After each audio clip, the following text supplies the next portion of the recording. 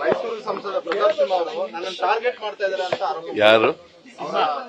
ಅವರ ಸಹೋದರನ ಅರೆಸ್ಟ್ ಮಾಡಿದಾರಲ್ಲ, ಪೊಲಿಟಿಕಲಿ ನಾನು ಟಾರ್ಗೆಟ್ ಮಾಡ್ತಾರೆ. ಯಾರು ಕಾನೂನು ಉಲ್ಲಂಘನೆ ಮಾಡ್ತಾರೆ ಅವ್ರನ್ನ ಅರೆಸ್ಟ್ ಮಾಡ್ತಾರೆ.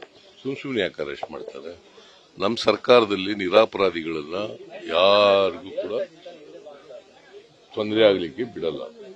ನಿರಪರಾಧಿಗಳ ಮೇಲೆ ಕಾನೂನನ್ನ ಪ್ರಯೋಗ ಮಾಡಲ್ಲ.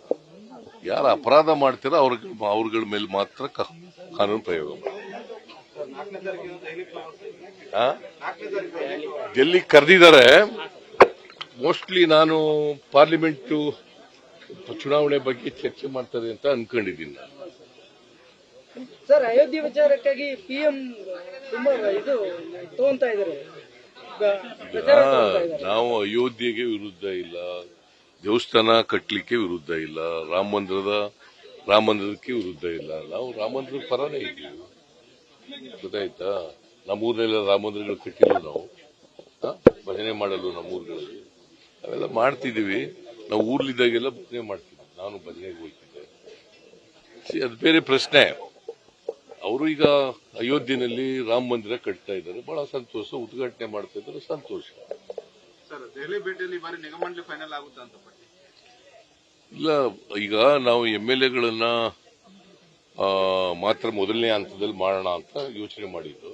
ಈಗ ಕಾರ್ಯಕರ್ತರಿಗೂ ಕೆಲವರು ಮಾಡಿ ಅಂತ ಹೇಳ್ತಾ ಇದ್ದಾರೆ. ಅದನ್ನು ಕೂಡ ಪಟ್ಟಿ ಮಾಡ್ತಾ ಇದ್ದೀವಿ.